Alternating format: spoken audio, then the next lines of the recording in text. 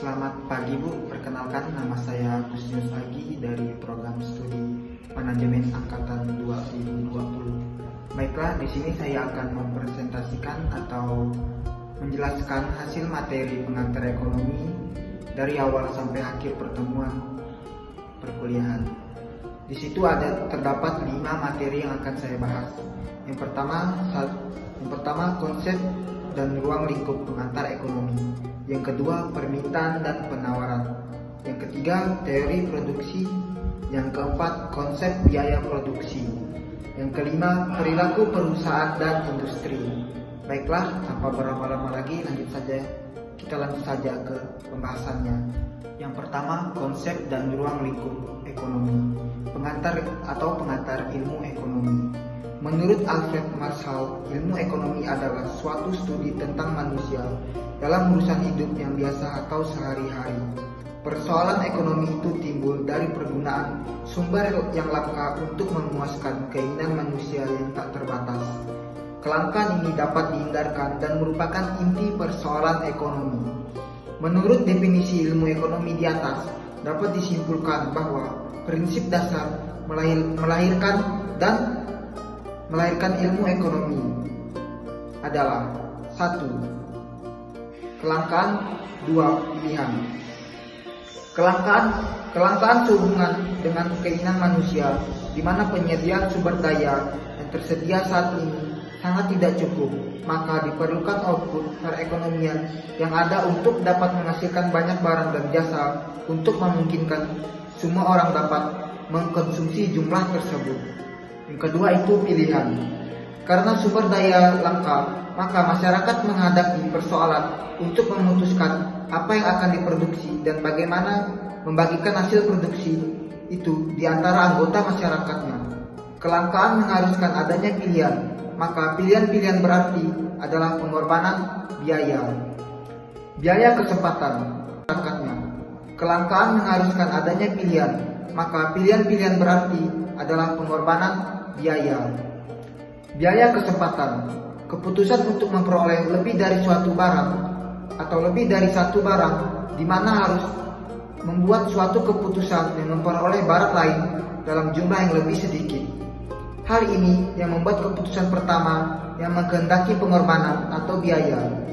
Maka setiap kali seseorang diharuskan untuk membuat sebuah pilihan, orang tersebut harus membayar biaya oportunitas. Kegunaan konsumsi dan permintaan.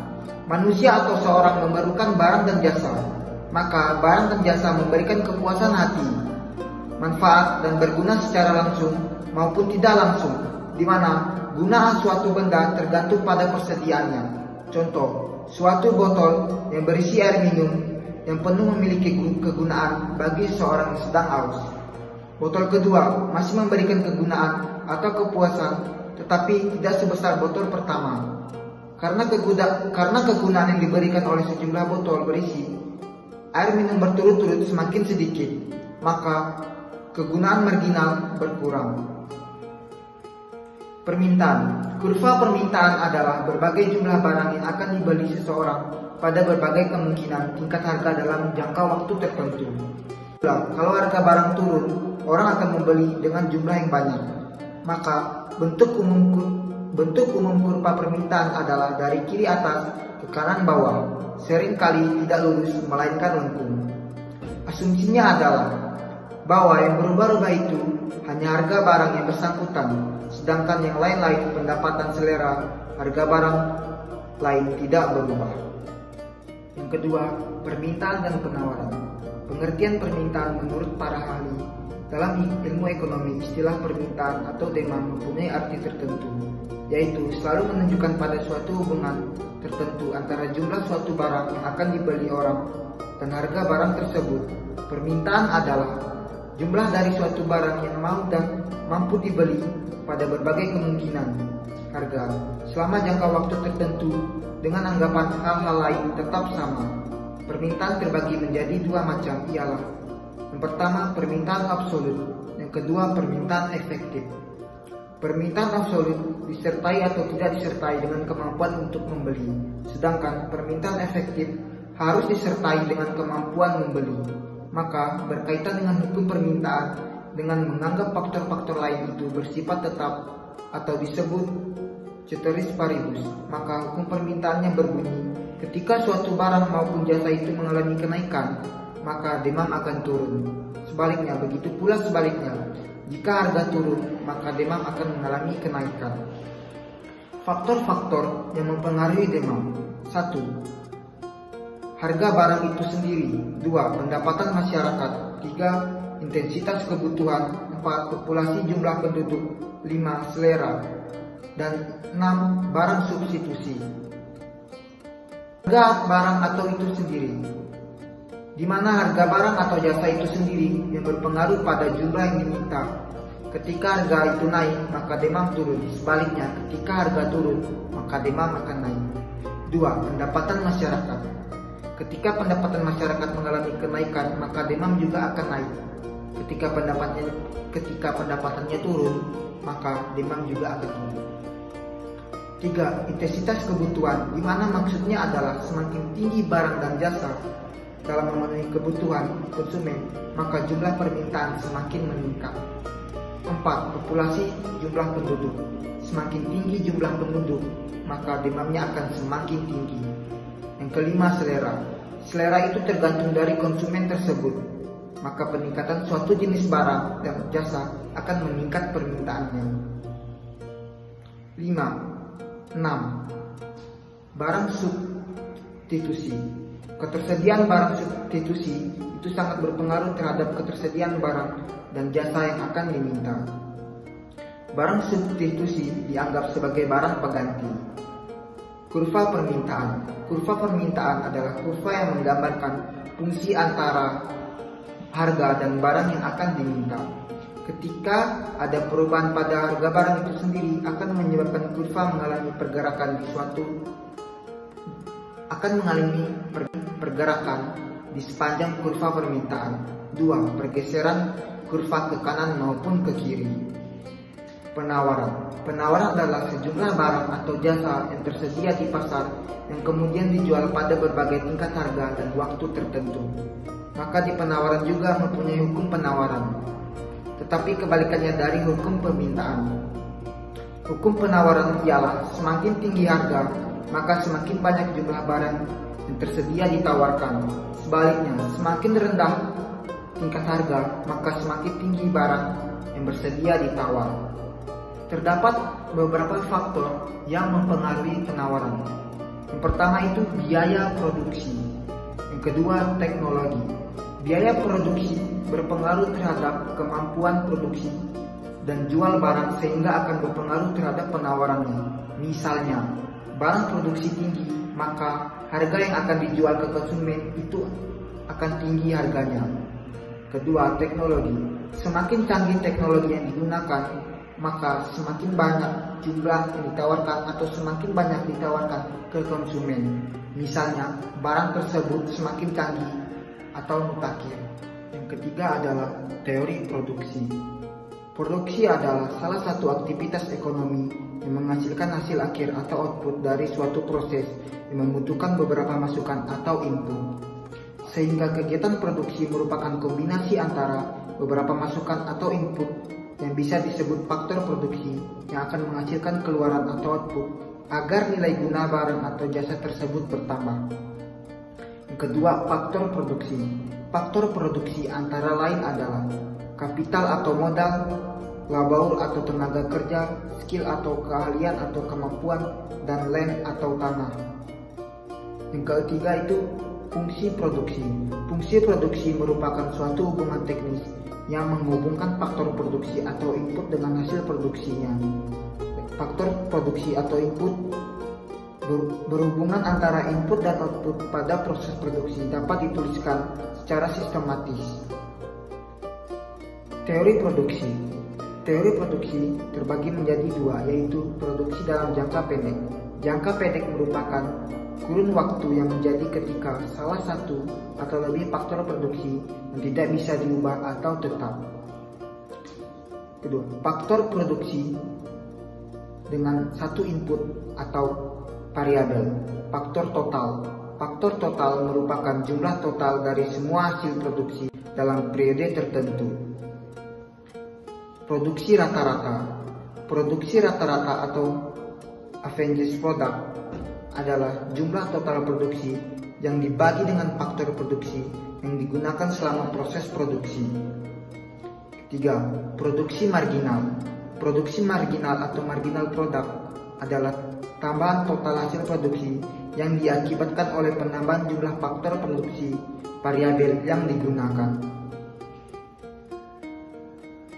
Produksi dengan dua input variabel. Produksi ini merupakan kombinasi antara dua faktor produksi variabel untuk menghasilkan output atau hasil produksi yang sama. Dalam teori ini terdapat kurva isokuan yang menunjukkan hasil produksi sama dengan garis isokos yang menunjukkan biaya untuk produksi sama. Isokuan atau kurva produksi sama. Isokuan merupakan kurva yang mengkombinasikan antara dua input variabel yang digunakan untuk menghasilkan output atau hasil produksi yang sama. Isokuan dapat berbentuk seperti kurva dan tidak berupa garis lurus vertikal maupun horizontal. Yang kedua, isokos atau garis ongkos sama. Kurva ini menggambarkan besarnya biaya yang dikeluarkan oleh produsen selama proses produksi dalam kurun waktu tertentu. Yang kedua itu terdapat produksi dalam jangka panjang. Tadi terdapat dua produksi, yaitu produksi dalam jangka pendek dan jangka panjang. Produksi dalam jangka panjang, suatu proses produksi tidak dapat diperkirakan akan berjalan 10 tahun, 25 tahun atau bahkan sampai 50 tahun.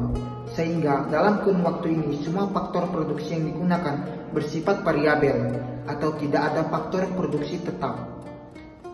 Garis perluas produksi atau isoline yang menghubungkan titik-titik yang besar, tingkat batas penggantinya secara teknis yang sama menunjukkan output yang dihasilkan jika produksi tetap. Jadi garis ini menunjukkan bagaimana faktor produksi tersebut berubah jika besar biaya dari produksi output tidak berubah dan harga produksinya tetap. Yang keempat adalah biaya produksi. Dalam teori produksi dikenal adanya periode produksi jangka pendek dan jangka panjang. Maka dalam teori biaya produksi juga mengenal biaya produksi jangka pendek dan biaya produksi jangka panjang. Biaya produksi jangka pendek meliputi biaya tetap atau fixed cost dan biaya berubah atau variable cost. Tiga konsep atau fungsi tentang biaya produksi yaitu: yang pertama, biaya tetap total atau total fixed cost. Yang kedua, biaya variabel total atau total variable cost. Yang ketiga, total cost. Biaya tetap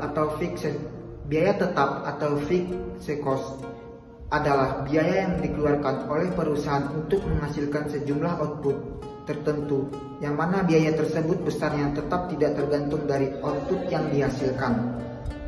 Produksi jangka panjang. Sedangkan dalam produksi jangka panjang, semua biaya adalah biaya berubah atau variable cost. Biaya berubah adalah biaya yang besarnya berubah-ubah tergantung dari sedikit banyaknya jumlah output yang dihasilkan. Biaya produksi dalam jangka pendek. A. Biaya tetap dan biaya variabel. Biaya tetap adalah biaya yang jumlahnya tidak tergantung dari banyak sedikitnya jumlah output, bahkan bila untuk sementara dihentikan. Biaya tetap ini harus tetap dikeluarkan dalam jumlah yang sama. Yang termasuk dalam biaya tetap ini misalnya gaji tenaga administrasi, penyusutan mesin, penyusutan gedung dan peralatan lain, sewa tanah, sewa kantor, dan sewa gudang. Dalam hal ini, jangka panjang biaya tetap ini akan mengalami perubahan. Biaya variabel merupakan biaya yang besarnya berubah-ubah tergantung dari banyak sedikitnya output yang dihasilkan. Yang termaksud dalam biaya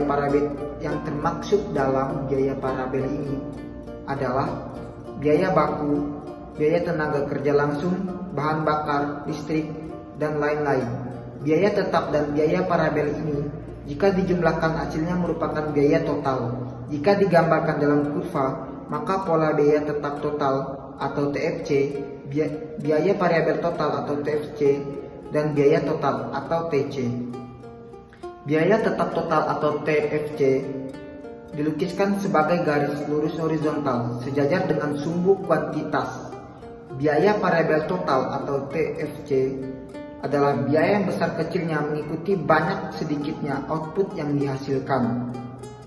Biaya variabel total, jika di antara biaya tetap dan biaya variabel dijumlahkan, maka hasilnya disebut biaya total atau TC. Biaya rata-rata. Besarnya biaya tetap persatuan produk, biaya variabel rata-rata menggambarkan besarnya biaya variabel persatuan produk.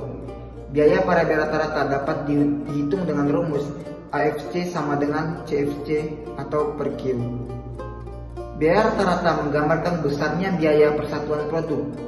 Besarnya biaya persatuan produk atau AC dapat dihitung dengan rumus AC sama dengan TC atau Q. Biaya total rata-rata mempunyai perilaku yang sama dengan biaya variabel rata-rata, yaitu menurun dengan cepat pada kuantitas produksi rendah dan kemudian laju penurunannya semakin lambat sampai pada kuantitas produksi tertentu. Bila kuantitas produksi diperluas lagi, maka kurva AC akan naik lagi dengan laju kenaikan yang semakin cepat. Semakin luas kuantitas produksi, semakin menurun produktivitas faktor produksinya, sehingga laju penurunan biaya rata-rata pun semakin lambat. Apabila produksi terus ditingkatkan dengan menggunakan skala pabrik. Jadi pada saat hukum kenaikan tambahan produksi atau life of interesting returns berlaku, produktivitas naik. Dengan demikian, ada perilaku yang berkembalikan antara perilaku produksi atau yang dicerminkan pada kurva produksi dan perilaku biaya produksi yang dicerminkan oleh kurva biaya rata-rata dan biaya variabel rata-rata. Hubungan biaya produksi dengan hasil produksi. Biaya produksi, hubungan input dan output. Besarnya biaya produksi dipengaruhi jumlah output. Besarnya biaya output tergantung pada biaya atas input yang digunakan. Perilaku biaya produksi jangka pendek. Perubahan output menaik atau insertion to input variabel dan perubahan output tetap. Perilaku biaya produksi jangka pendek. Perubahan output menurun dan perubahan output menaik dan menurun. Analisis biaya jangka panjang atau long run average cost atau LAS. Produksi yang sudah tidak menggunakan input tetap, seluruh biaya produksi adalah variabel. Perilaku biaya produksi jangka panjang, keputusan penggunaan input variabel oleh perusahaan dalam jangka pendek.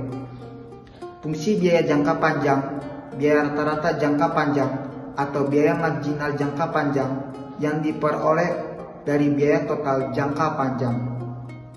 Yang kelima ialah perilaku perusahaan dan industri. Perilaku perusahaan dalam industri akan menarik untuk diamati.